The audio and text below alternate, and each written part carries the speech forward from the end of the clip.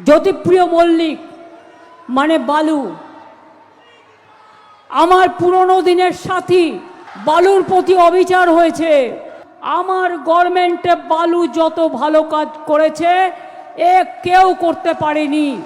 ওকে হিংসা করে গ্রেপ্তার করেছিল, কোনো প্রমাণ পাইনি। কিন্তু কেন ফাঁসানো হয়েছে জ্যোতিপ্রিয় মল্লিককে? মঙ্গলবার হাবড়ায় দাঁড়িয়ে সেই ব্যাখ্যাও দিয়েছেন মমতা বন্দ্যোপাধ্যায়। তিনি বলেন, জ্যোতিপ্রিয় মল্লিককে হিংসা করে গ্রেফতার করেছিল, কিন্তু কোনো প্রমাণ পায়নি। সিপিএম 1.5 কোটি ভুয়া নামে রেশন কার্ড তৈরি করেছিল, বালু সেটা ধরিয়েছিল, সেই কারণেই বিজেপিকে দিয়ে ওরা এটা করেছিল। এরপরই তিনি আরও বলেন, ডিজিটাল রেশন কার্ড বালু করেছে, সেই রাগে ছেলেটাকে ফাঁসানো হয়েছিল। বালুর প্রতি অবিচার হয়েছে, যেমন আপনাদের ভোট কেটে এসআইআর অবিচার করেছে। বালুর নামে বদনাম দিয়ে বেড়াচ্ছে, আমি শুনেছি হাবড়ার প্রার্থীর নামে। জেনে রাখুন, আমার গভর্নমেন্টে বালু যত ভালো কাজ করেছে এ কেউ করতে পারেনি। ওকে হিংসা করে গ্রেপ্তার করেছিল, কোনো প্রমাণ পাইনি। কেন গ্রেপ্তার করেছিল?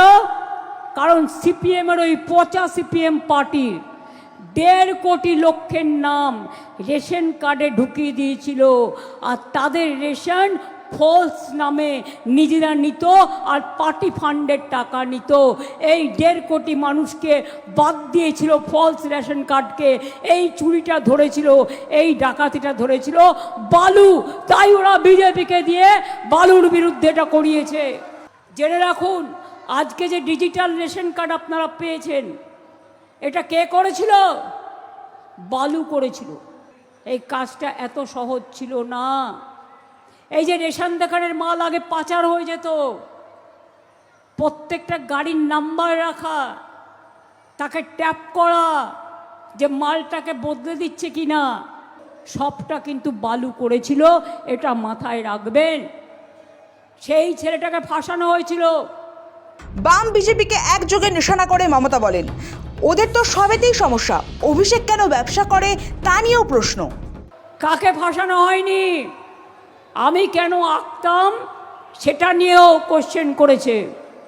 অভিষেক কেন ব্যবসা করবে? আরে খাবে কি? ওর পরিবার নেই? চুরি করবে না ডাকাতি করবে? সৎভাবে ব্যবসা করবে। আপনার আপত্তির কি আছে? বিজনেসম্যানরা বিজনেস করবে না? আমি সব এলাকায় ট্রেডার্সদের নিয়ে চেম্বার্স কমিটি করে দিয়েছি। দুর্নীতির অভিযোগে দীর্ঘ সময় কারাবাস এবং মন্ত্রিত্ব খোয়ানোর পর 2026-এর বিধানসভা ভোটে বালুকেই ফের বাজি ধরেছে শাসক দল। আর মঙ্গলবার সেই সিদ্ধান্তের নেপথ্যে থাকা আস্থার কথা জনসমক্ষে তুলে ধরেছেন দলনেত্রী নিজেই। তার দাবি, জ্যোতিপ্রিয় মল্লিকের সাফল্যকে হিংসে করেই কেন্দ্রীয় এজেন্সি তাকে গ্রেফতার করেছে, যার নেপথ্যে কোনো প্রমাণ নেই। সমবেত জনতার উদ্দেশ্যে মমতার প্রশ্ন ছিল, এই অপমান ও কুৎসার বদলা ইভিএমে নেওয়া হবে কিনা। এবং আমি চাই বালু হাবড়া থেকে জিতুক।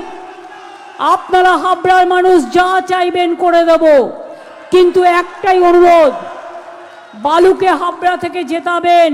কথা দিচ্ছেন তো? নিজের ভোটটা তৃণমূলে দিন, জোড়া ফুলে দিন।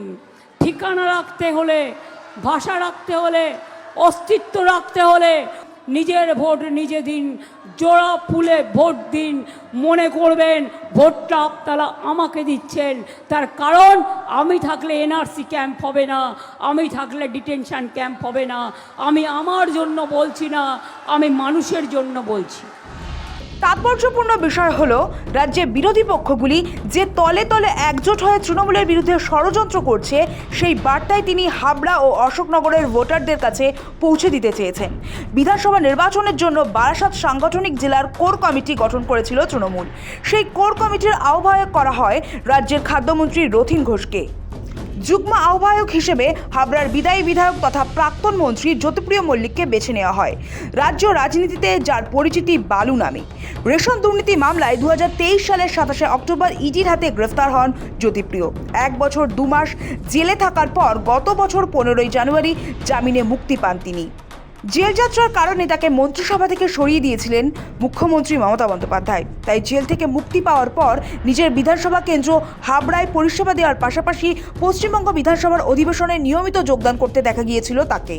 একসময় জোর জল্পনা ছিল হাবড়া থেকে আর প্রার্থী করা নাও হতে পারে জ্যোতিপ্রিয় মল্লিককে। তবে সেই জল্পনায় জল ঢেলে তাকেই ফের প্রার্থী করেছে তৃণমূল কংগ্রেস। ফলে রাজনৈতিক মহলে নতুন করে নজর কেড়েছে এই কেন্দ্র।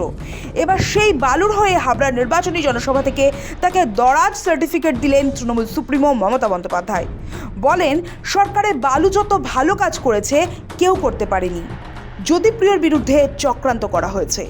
দেবকুমার দের রিপোর্ট, সময় কলকাতা।